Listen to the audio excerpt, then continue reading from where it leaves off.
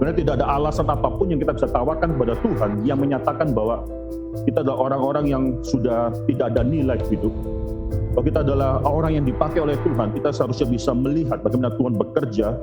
Karena mungkin dalam hidup kita pernah timbul suatu self-righteousness ketika kita merasakan bahwa ini dan itu adalah karena hasil jerih payahku, kesetiaanku, dan lain sebagainya. Ketika kita merasakan diri berharga, sangat gampang sekali kita timbul perasaan mengasihi diri, self-pity. Banyak orang yang akhirnya dalam kesulitan hidup, mereka merasakan diri terlalu besar, kesulitan terlalu besar, dan sehingga Tuhan ini sangat kecil sekali.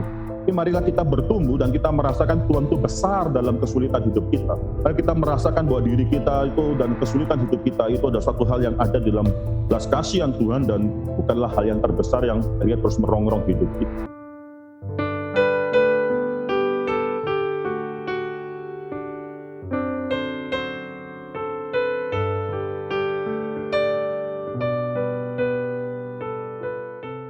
Saya akan membawa kita dalam satu perenungan yang indah sekali pada hari ini, yaitu dari 1 Raja-Raja pasal yang ke-19. Mari kita buka 1 Raja-Raja pasal yang ke-19. Kita akan melanjutkan apa yang sudah kita baca dan kita renungkan minggu lalu. Mari kita membaca dari ayat yang ke-9, agak panjang pada hari ini, sampai dengan ayat yang ke-21. Pasal 1 Raja-Raja pasal 19, 1 Raja-Raja pasal 19 ayat yang ke-9 sampai ayat 21. Saya akan membacakan ayat yang ganjil. Saudara sekalian dengan suara yang keras membacakan ayat yang genap. Demikianlah firman Tuhan bagi kita pada pagi hari ini. Allah menyatakan diri di Gunung Horeb.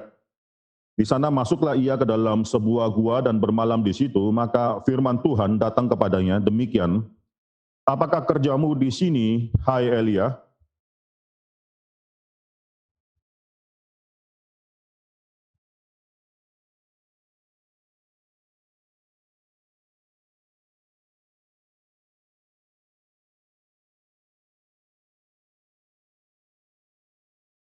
Lalu firman-Nya, keluarlah dan berdiri di atas gunung itu di hadapan Tuhan. Maka Tuhan lalu, angin besar dan kuat yang membelah gunung-gunung dan memecahkan bukit-bukit batu.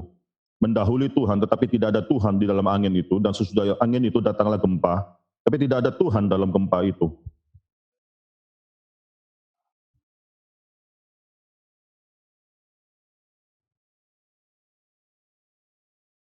Segera sesudah Elia mendengarnya, ia menyelubungi mukanya dengan jubahnya, lalu pergi keluar dan berdiri di pintu gua itu. Maka datanglah suara kepadanya yang berbunyi, apakah kerjamu di sini, hai Elia?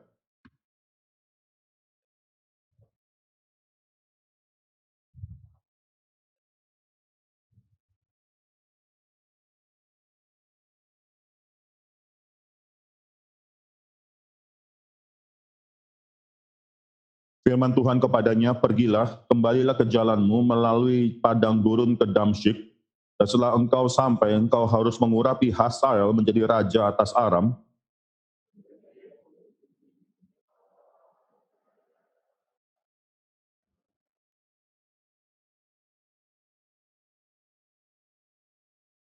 Maka siapa yang terluput dari pedang Hazael akan dibunuh oleh Yehu, dan siapa yang terluput dari pedang Yehu akan dibunuh oleh Elisa.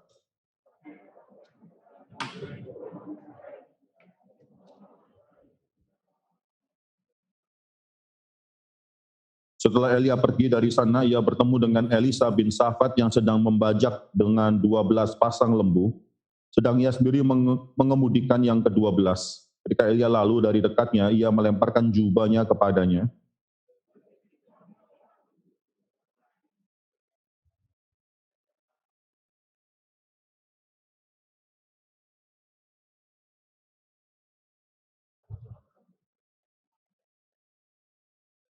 Lalu berbaliklah ia daripada Elia yang mengambil pasangan lembu itu, menyembelihnya dan memasak dagingnya dengan bajak lembu itu sebagai kayu api. Lalu ia memberikan daging itu kepada orang-orangnya. Kemudian makanlah mereka. Sesudah itu bersiaplah ia lalu mengikuti Elia dan menjadi pelayannya. Mari kita tundukkan kepala dan kita berdoa. Bapa dalam surga, kami bersyukur untuk suatu pagi yang Tuhan berikan pada kami semua. Suatu nafas yang Tuhan berikan setiap hari adalah suatu hal indah yang Tuhan berikan bagi kami semua. Kami berdoa ya Tuhan, kiranya pada pagi hari ini ketika kami datang dan kami berkumpul, baik kami yang berkumpul di ruangan ini maupun yang di rumah kami masing-masing, untuk berdoa bersama. Tuhan berikan kepada kami suatu beban doa yang indah. Kami datang sebagai satu anggota tubuh Tuhan di dalam gereja GRI Karawaci, dan kami akan berdoa sebagai satu anggota tubuh Tuhan di gereja ini. Ya Tuhan, banyak orang yang khawatir pada saat ini. Bahkan ketika kami datang, kami adalah orang yang lebih hebat daripada mereka yang tidak datang. Kami tetap adalah orang-orang yang khawatir. Kami berdoa ya Tuhan, kiranya Tuhan tetap menjadi Tuhan di atas kekhawatiran kami.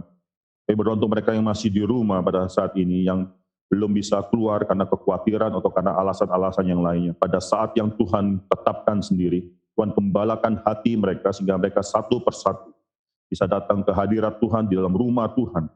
Walaupun kami mengetahui ada kondisi yang sulit yang harus kami hadapi, ada pandemi yang sedang berlangsung. Tapi Tuhan adalah Tuhan di atas seluruh pandemi.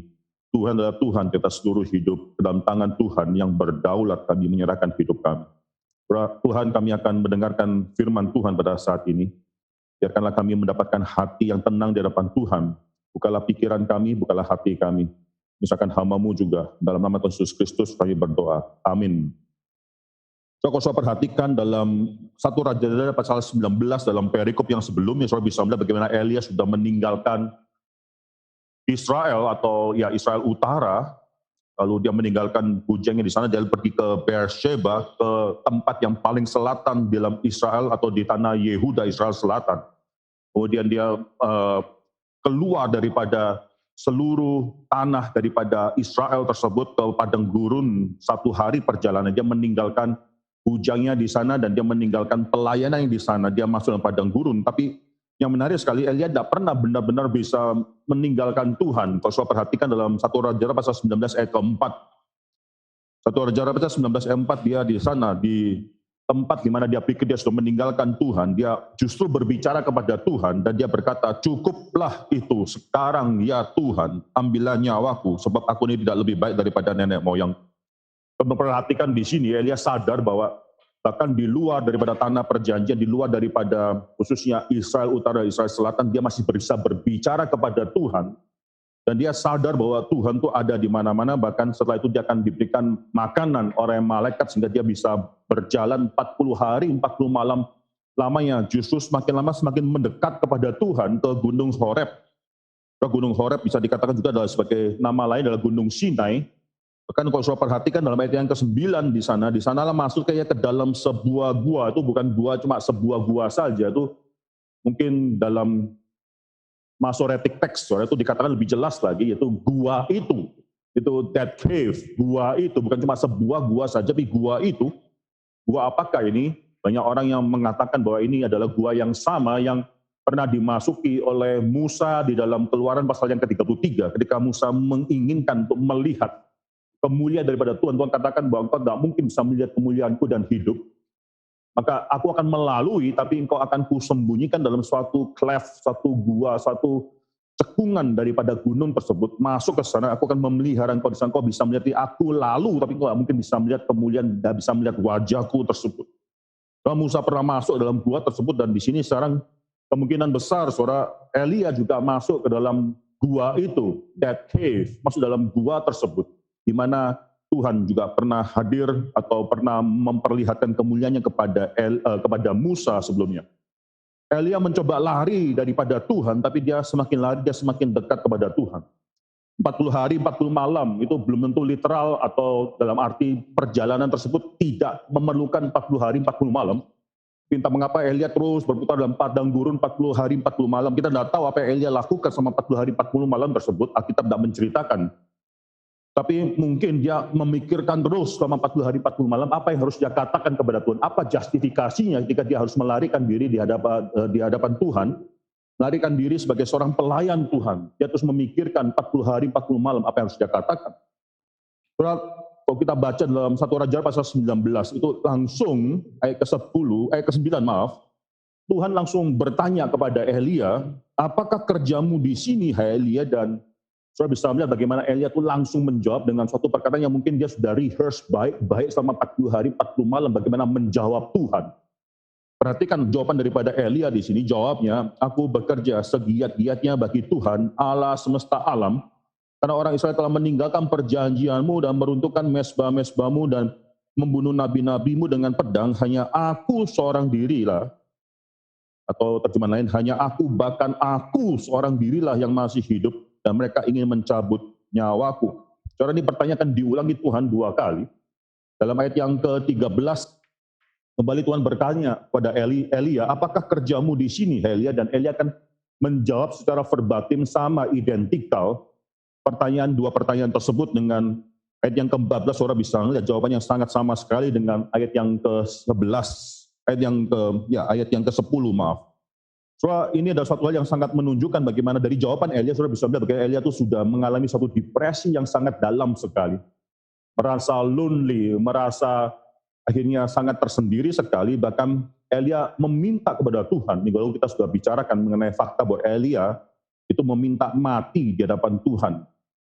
Saudara, ketika seseorang minta mati di hadapan Tuhan, mungkin sudah titik terendahnya dia, sehingga dia merasakan bahwa hidup itu sudah tidak bernilai lagi, kesulitan yang dia hadapi sudah tidak ada artinya lagi, bahwa dia lebih baik mati. Mati di satu hal yang lebih baik daripada hidup. Entah berapa banyak orang di gereja juga yang pernah mengalami depresi sedemikian rupa sehingga merasakan bahwa mati adalah suatu hal option yang lebih baik daripada hidup, walaupun mereka tidak pernah tahu apa itu kematian. Mereka tidak pernah mengalami apa itu kematian. Yang Elia alami selama ini adalah penyertaan Tuhan. Tapi itu tidak cukup bagi dia untuk mengatakan bahwa hidup itu bernilai. Yang Elia alami dia tidak pernah tahu apa itu kematian. Yang Elia alami adalah penyertaan Tuhan yang terus menopang hidup dia. Tapi entah mengapa penyertaan Tuhan ini menjadi sesuatu yang tidak bernilai dalam hidup dia. So, sangat ironis sekali, Elia yang minta mati ini adalah Elia akhirnya tidak pernah mengalami kematian. Tuhan tidak pernah memberikan kematian dalam hidup Elia. Bahkan dia adalah satu-satunya orang, nabi, saudara, ya, nabi, khususnya nabi yang akhirnya naik ke surga itu tanpa pernah mengalami kematian. Memang dalam kitab Kejadian ada orang sebelum dia yang pernah mengalami hal yang sama juga. Siapa namanya? Henok, saudara. Dia pernah mengalami yang sama, tapi dalam hidup daripada orang Israel khususnya, yang namanya nabi, ini satu-satunya nabi orang Israel yang akhirnya pernah juga tidak mengalami kematian sama sekali. Nanti saudara, kita akan mempelajari kisah daripada 2 raja-raja pasal yang kedua, di mana Elia diangkat ke surga. Elia yang minta mati tidak pernah mengalami kematian. Itu satu yang sangat ironis sekali. Tuhan akan terus topang hidup dia. Tapi sampai di sini, saudara, banyak orang yang mungkin juga mengalami kondisi yang sama seperti Elia, itu depresi, di mana dia mengalami satu titik yang paling rendah. Ada komentator yang mengatakan bahwa 1 Raja-Raja pasal 19 adalah titik terendahnya Elia. Ini mengajarkan kepada kita semua bahwa nabi besar seperti Elia ini pun pernah bisa mengalami kesulitan, apalagi kita semua dalam hidup kita. Seorang nabi besar yang bahkan pernah dipakai Tuhan secara luar biasa besar, yaitu mengalami kesulitan sampai masuk dalam titik terendah, apalagi kita.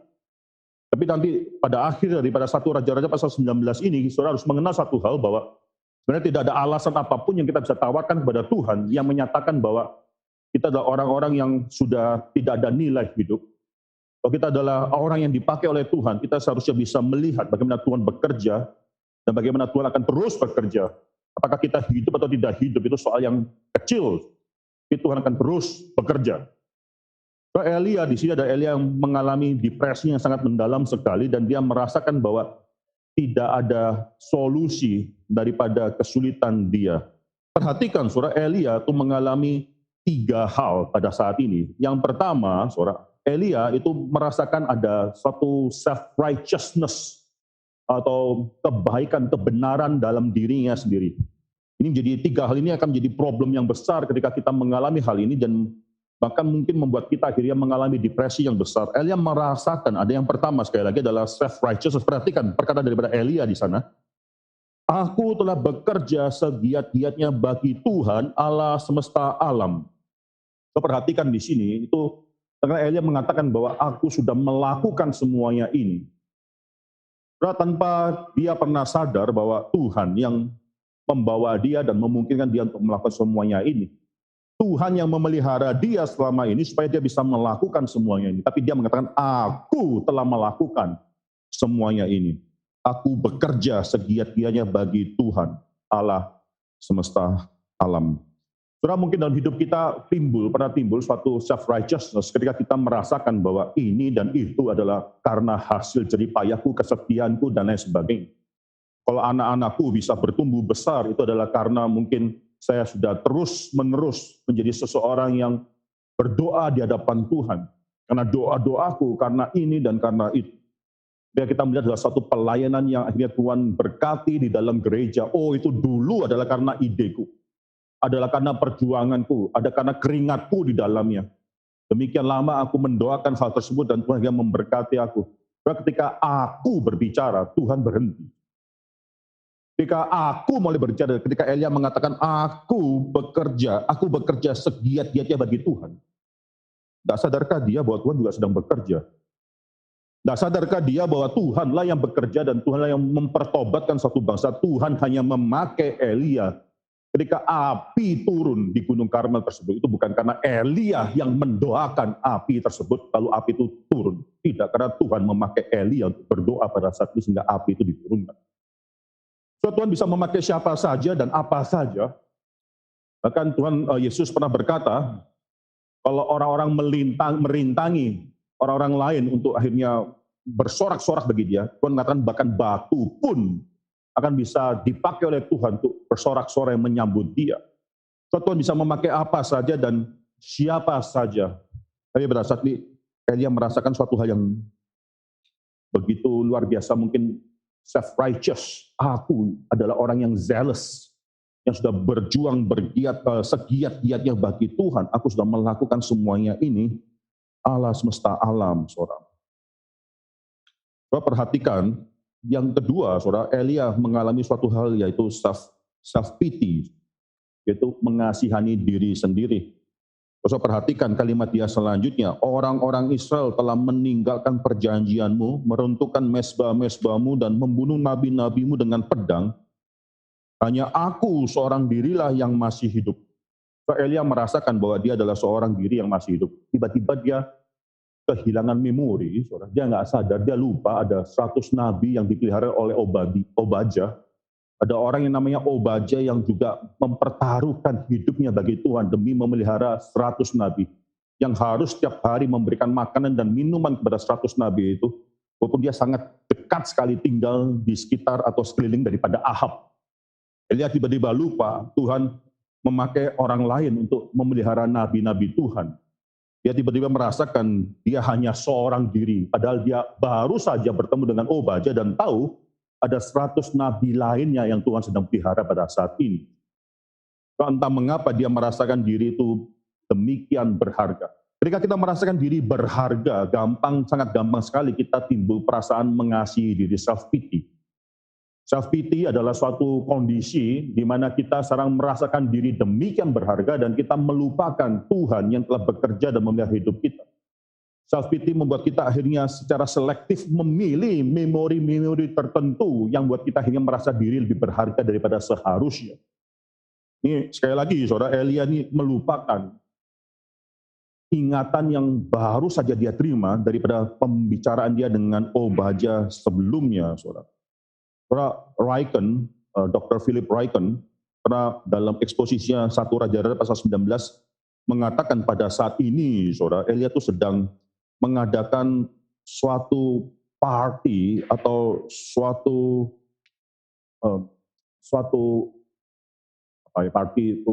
pesta yang sedang merayakan egotistik, kalau saya pakai kata dia egotistical little pity party.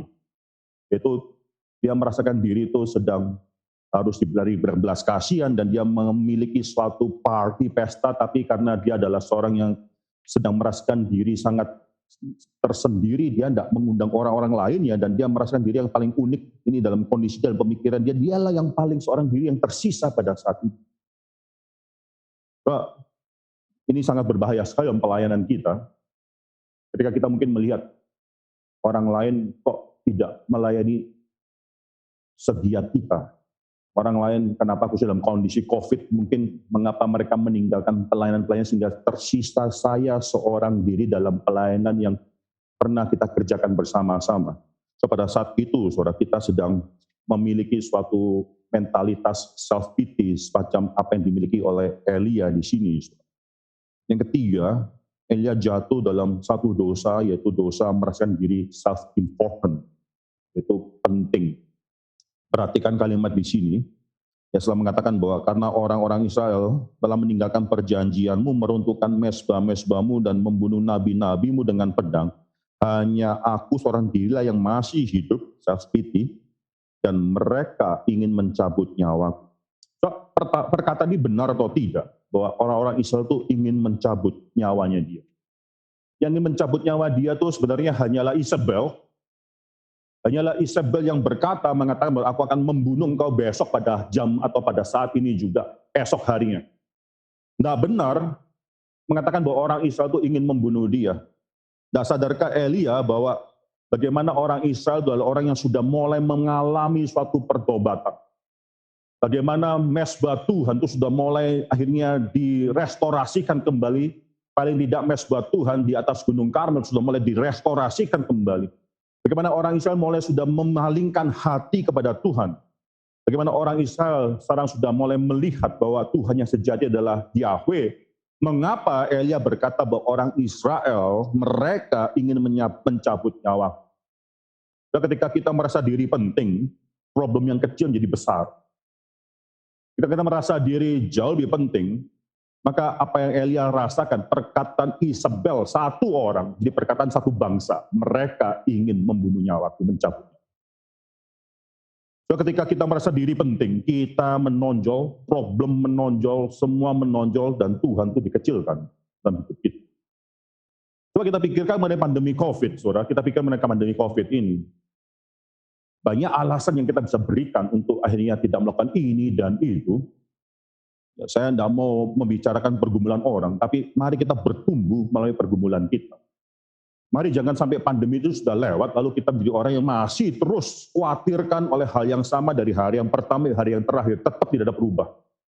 Tapi marilah kita bertumbuh dan kita merasakan Tuhan itu besar dalam kesulitan hidup kita. Mari kita merasakan bahwa diri kita itu dan kesulitan hidup kita itu adalah satu hal yang ada di dalam belas kasihan Tuhan dan bukanlah hal yang terbesar yang akhirnya terus merongrong hidup kita. Banyak orang yang akhirnya dalam kesulitan hidup mereka merasakan diri terlalu besar, kesulitan terlalu besar, dan sehingga Tuhan menjadi sangat kecil sekali.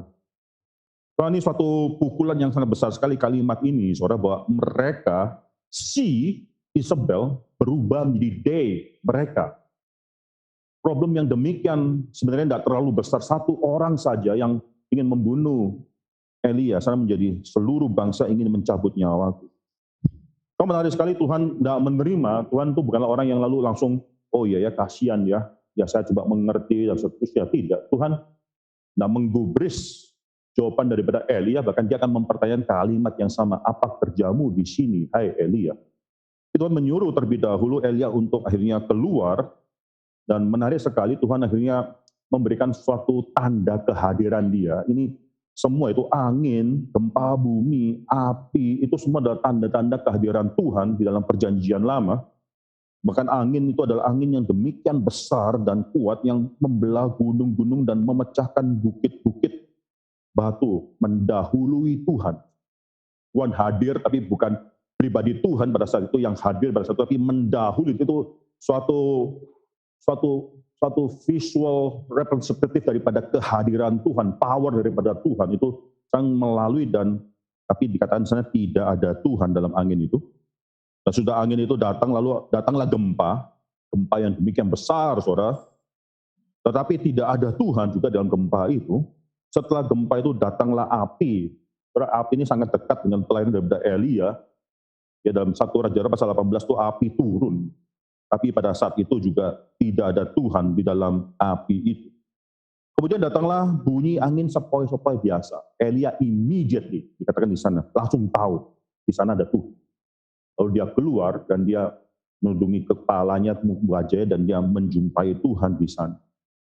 So, Elia sadar satu hal pada saat ini, bahwa Tuhan bekerja dalam hal-hal yang bukan hanya cuma spektakuler saja. Tuhan sudah bekerja di Gunung Karmel, dan mungkin dia mengharapkan setelah terjadi dalam Gunung Karmel itu seluruh Israel, termasuk Isabel pun akan bertobat, tapi tidak terjadi. Lalu Isabel akan mengancam hidup dia. Kata di sini, ada suatu gambaran bahwa Tuhan bisa memakai segala cara, Tuhan bisa memakai suatu hal yang spektakuler, tapi Tuhan juga bisa memakai hal yang sangat sepele sekali. Kesetiaan daripada Obadja. Satu hari kasih makan, kasih minum kepada 100 nabi Tuhan yang dipeliharanya. Ada suatu hal yang Tuhan berikan dalam hidup daripada Obadja. Kesetiaan Tuhan yang sangat reguler sekali dengan memberi makan Elia dari melalui burung gagak yang kasih tiap hari makan. Very small, very subtle. Yang mungkin tidak dia rasakan sesuatu yang bombastis, tapi Tuhan bekerja. Kesetiaan Tuhan yang sangat sederhana sekali yang terjadi setiap hari melalui pemeliharaan atas 100 nabi-nabi yang dipelihara oleh Obadja. Itu pun juga satu hal yang harus Elia bisa lihat, tapi Elia mungkin hanya mengharapkan suatu hal yang besar terjadi, dan setelah apa yang terjadi di Gunung Karmel, dia mungkin mengharapkan bahkan Isabel pun bisa bertobat, tapi itu tidak terjadi. Coba perhatikan kalimat yang akhirnya ditanya oleh Tuhan kembali. Dia jawab, Tuhan bertanya, apakah kerjamu di sini, hai Elia? Itu bagi saya ada suatu pertanyaan yang sangat menusuk sekali. Elia, engkau adalah nabiku di Israel. Apa kerjamu di sini, hai Elia? Mungkin pertanyaannya ke arah sana. Engkau adalah nabiku di Israel. Engkau adalah my spokesman untuk my people of God di Israel Utara. Apa kerjamu sekarang? Bahkan di luar daripada Israel Utara dan Israel Selatan, apa kerjamu di sini? And yet Elia mengulangi jawaban yang sama. Saudara, Elia yang sudah mengalami pimpinan Tuhan dan dia melihat kuasa Tuhan yang demikian besar, bahkan saat ini dia sudah melihat dan menyaksikan teofani daripada Tuhan, tanda-tanda kehadiran Tuhan, dan saat ini berbincang di hadapan Tuhan. Tidak berubah. Ini menunjukkan suatu kesulitan yang besar sekali dalam hidup anak-anak Tuhan. Bukan karena kita sudah semakin mendekat pada Tuhan, nanti kita bisa akhirnya dirubahkan oleh Tuhan. Seringkali kita mendekat pada Tuhan untuk menjustifikasikan hidup kita di hadapan Tuhan sekali lagi. Elia ini tidak mengalami pertobatan di sini. Elia justru kembali mungkin mengingat apa yang sudah dia rehearse selama 40 hari, 40 malam menuju pada gunung Tuhan tersebut, Gunung Sinai, dan dia akhirnya menjustifikasikan dirinya sekali lagi di hadapan Tuhan. Padahal ini pertanyaan kedua kali yang sama, seharusnya dia sadar satu hal, kalau Tuhan bertanya dengan kalimat yang sama, berarti Tuhan tidak menerima jawaban sebelumnya. Tapi mengapa dia masih menyodorkan jawaban yang sama pada saat dia masih menunjukkan bagaimana dia memiliki self-righteousness, problem daripada self-pity, problem daripada self-importance di hadapan Tuhan. Dia masih menunjukkan semua hal itu. Setelah pertobatan Eli akhirnya terjadi dengan akhirnya Tuhan bukan menerima penjelasan dia, excuse dia, coba mengerti, tidak. Tuhan yang memberikan suatu perintah, kembali. Oke, kamu kembali. Ayat 15 firman Tuhan kepadanya, pergilah, kembalilah ke jalanmu, bahkan sekarang balik arah, bukan ke selatan, tapi sekarang ke utara, bahkan sampai ke Damsyik. Ya, pergilah, kembali ke jalanmu, kembali dalam pelayananmu, masuklah sampai ke Israel, bahkan melebihi sampai ke Damsyik tersebut. Oh, di sana setelah engkau sampai, engkau harus mengurapi Hazael menjadi raja atas Aram. Yehu, cucu Nimsi, haruslah kau urapi menjadi raja atas Israel, dan Elisa bin Safat dari Abel Mehola. Kita tidak tahu, saudara, Safat papanya, saudara, ini namanya Safat, siapa dia? Atau Abel Mehola, kita juga tidak tahu tempatnya itu di mana. Harus kau urapi di nabi menggantikan engkau.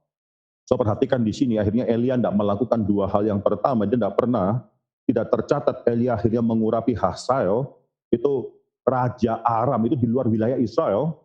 Elia tidak tercatat juga dia mengurapi Yehu, cucu Nimsi, tapi dia melakukan hal yang terakhir, yaitu dia akan mengurapi Elisa bin Safat menjadi nabi yang menggantikan dia. Tidak langsung digantikan, tapi akhirnya menjadi apprentice dia, jadi pendamping dia, dan suatu hari Tuhan akan memakai Elisa untuk menggantikan dia.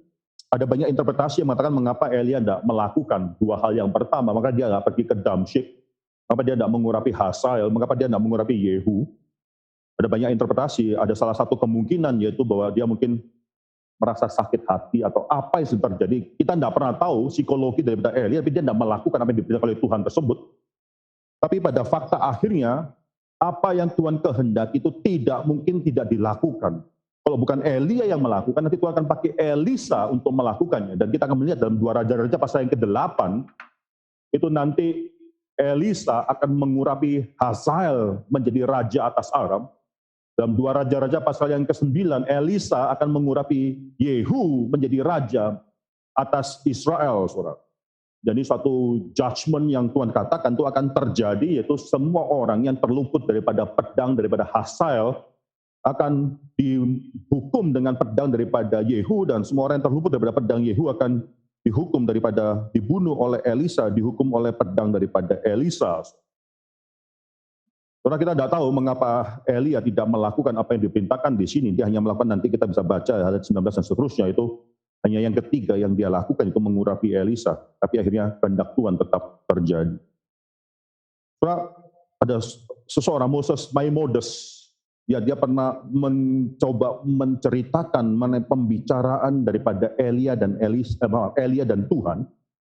Perhatikan di sini, saudara. Ya, ketika ditanya, saudara, coba saya cari quotation yang sebenarnya, saudara. Coba saya cari, itu satu hal yang sangat menarik sekali. Elia dan Tuhan ini sedang bercakap-cakap, dan Elia berbicara, the Israelites, orang-orang Israel itu sedang merusakkan atau memecahkan, memutuskan perjanjian dengan engkau Tuhan. Oh, Tuhan bisa membalas Elia, apakah itu perjanjian? Lalu Elia berkata, mereka sudah menghancurkan altar-altarmu, mezbah-mezbahmu, dan Tuhan lalu bertanya kepada Elia, apakah itu altarmu yang dihancurkan mereka? Mereka sudah membunuh nabi-nabimu. Lalu Tuhan menjawab Elia, tapi engkau masih hidup, kan? Lalu Elia berkata kepada Tuhan, aku sendirilah yang tersisa. Lalu Tuhan menjawab, daripada engkau akhirnya menyalahkan orang Israel, mengapa engkau tidak akhirnya berdoa bagi mereka? Ini dalam pemikiran daripada Moses Maimonides, perbincangan atau pertanyaan yang dilontarkan ini ada satu timbal balik. Satu hal yang sangat menarik sekali. Menurut saya itu satu hal yang penting. Ketika kita berkeluh kesah pada Tuhan, kalian tidak sadar yang dihancurkan itu adalah perjanjiannya Tuhan. Yang dihancurkan adalah altarnya Tuhan. Yang dibunuh nabinya Tuhan, tapi dia masih hidup. Dan dia bukannya menyalahkan orang Israel, tapi seharusnya dia mendoakan mereka seperti Musa, akhirnya bersyafaat dan mendoakan orang Israel di hadapan Tuhan. Tuhan akhirnya menyimpulkan semua pembicaraan ini dengan mengatakan satu kalimat ayat ke-17, ayat ke-18, saudara. Aku akan meninggalkan 7.000 orang di Israel, yakni semua orang yang tidak sujud menyembah Baal dan yang mulutnya tidak mencium dia. That's it. The end of the conversation, berhenti.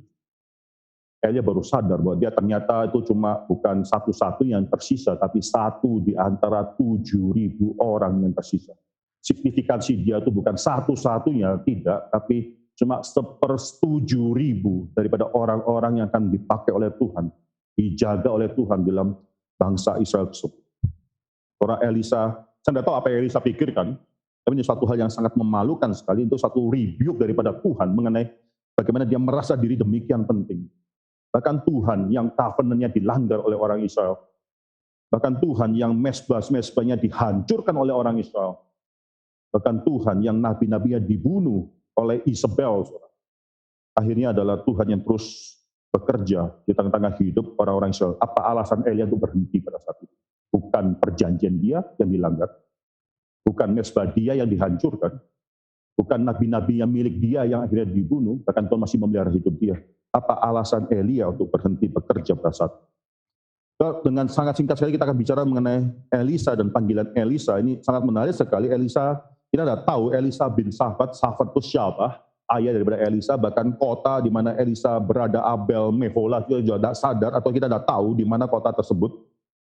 Tapi Elisa adalah orang yang sangat biasa sekali. Ini menunjukkan sekali lagi bahwa Tuhan memakai orang-orang yang biasa. Yang buat mereka luar biasa bukanlah diri mereka. Yang buat mereka luar biasa adalah Tuhan yang memakai mereka. Sama seperti Elia datang dari satu kota yang kita tidak tahu, orang Tisbe. Kita bahkan tidak tahu Tisbe itu di mana. Bahkan kita tidak tahu sejarah daripada Elia sebelumnya. Kita tidak tahu silsilah daripada Elia. Kita juga sama pada saat ini tidak tahu silsilah daripada Elisa atau khususnya Safat. Dan kita juga tidak tahu di mana kota dari mana Elisa itu berasal. Tuhan memakai orang-orang yang biasa dan akhirnya memperlengkapi mereka secara luar biasa. Saudara, di sana saudara bisa melihat bagaimana Elia nanti akan memberikan jubahnya kepada Elisa. Elisa akan menerima dan Elisa langsung tahu bahwa ini Nabi Tuhan Elia, dan ada suatu hal yang khusus, yang besar yang Elia sedang lakukan, itu sedang memanggil dia sebagai apprentice menggantikan dia. pertanyaan daripada Elisa, kedua 20, biarkanlah aku mencium ayahku dan ibuku dahulu, lalu aku akan mengikuti engkau. Lalu Elia menjawab kepada Elisa, silakan, baiklah, pulang dahulu dan ingatlah apa yang telah kuperbuat kepadamu. Tapi ayat ini, pasal ini atau perikop ini tidak menunjukkan suatu indikasi bahwa Elisa melakukan apa yang dia minta. Yang dia lakukan, ayat 21, dia akhirnya mengambil pasangan satu lembu tersebut, menyembelihnya dan memasak dagingnya dengan bajak lembu tersebut sebagai kayu api dan memberikan kepada orang-orang yang bersama-sama bekerja di ladang pada saat dengan dia. Lalu dia langsung mengikuti Elia. So, perhatikan satu hal, setelah ini saudara tidak melihat Elia melakukan suatu pekerjaan yang besar lagi, tidak. Tuhan akan memberikan pelayanan Elia itu kepada Elisa. Ada satu orang komentator juga mengatakan bahwa ini adalah akhir daripada pelayanan daripada Elia, karena Tuhan sudah mengatakan bahwa karena engkau telah mengasihi dirimu sedemikian rupa, sekarang pelayananmu kuberikan kepada Elisa. Elisa akan diurapi menggantikan engkau. Dan lama kemudian, saudara, mungkin kita kalau ada waktu kita akan bicarakan mengenai pasal-pasal selanjutnya. Tapi kalau kita lihat dalam 2 Raja-Raja pasal yang kedua itu Elia akan naik ke surga, dan setelah itu pelayanan daripada Elia akan digantikan oleh Elisa, dan Elisa akan melakukan banyak sekali pekerjaan bagi Tuhan, dan Tuhan memakai Elisa lebih daripada sebelumnya. Saudara, mari kita sebagai pelayan Tuhan, sebagai anak-anak Tuhan dalam masa-masa kesulitan pada saat ini, bukan melihat kesulitan itu sebagai suatu hal yang besar, bukan menyayangi hidup kita. Banyak pekerjaan Tuhan yang bisa kita lakukan pada saat ini, tapi yang paling penting pada saat ini adalah kita bagaimana bisa melihat Tuhan itu besar lebih daripada segala kesulitan hidup kita. Ketika kita merasakan bahwa kesulitan hidup kita itu lebih besar daripada kemungkinan Tuhan menyertai kita, di sanalah titik permulaan daripada kita mengasihi diri kita menganggap diri kita penting, dan kita mungkin memiliki self-righteousness di hadapan Tuhan, dan Tuhan jadi kecil, dan kita akhirnya menjadi orang yang mungkin mengalami kesulitan sampai titik depresi dan merasa hidup itu mungkin sudah tidak terlalu berarti. Mari kita berdoakan juga bagi mereka yang mungkin merasakan kesulitan pada saat ini, bukan penghakiman yang kita berikan pada mereka. Mari kita membawa mereka, mengembalakan hati mereka, mereka bisa melihat kembali kepada kebesaran Tuhan. Bagi mereka yang mungkin saat ini sedang mengalami kesulitan hidup, yang merasakan mungkin secara psikologi, not necessarily secara fisik, tapi secara psikologi, mereka merasakan kesulitan yang demikian besar. Sehingga kebesaran Tuhan tetap dapat dilihat di mata mereka, di mata kepala dan mata hati mereka. Mereka tundukkan kepala dan kita berdoa. Bapa dalam surga, kami menyerahkan diri kami dalam tangan Tuhan. Kami berdoa, ya Tuhan, ajar kami sebagai anak Tuhan bukan mengasihi diri kami, tapi mengasihi Tuhan. Dengan segala kesulitan, ajar kami untuk bisa melihat Tuhan itu besar. Dengan segala kesulitan hidup kami, ajar kami untuk bisa melihat bahwa kesulitan kami, hidup kami, tidaklah memberikan kata-kata terakhir dalam hidup kami ini, ya Tuhan. Kami berdoa untuk gereja ini, dan kami serahkan gereja ini dalam tangan Tuhan. Banyak orang yang bergumul, kami yang datang ke gereja bukanlah lebih hebat daripada mereka yang tidak datang. Kami pun khawatir, kami pun memiliki satu kekhawatiran yang mungkin juga tidak kecil, ya Tuhan. Bagi mereka yang belum datang ke gereja, mereka juga memiliki kekhawatiran yang mungkin juga besar, ya Tuhan. Kami berdoa, baik kami yang sudah datang maupun mereka yang belum datang ke gereja. Ya Tuhan, memakai pandemi ini membuat kami lebih melihat kebesaran Tuhan.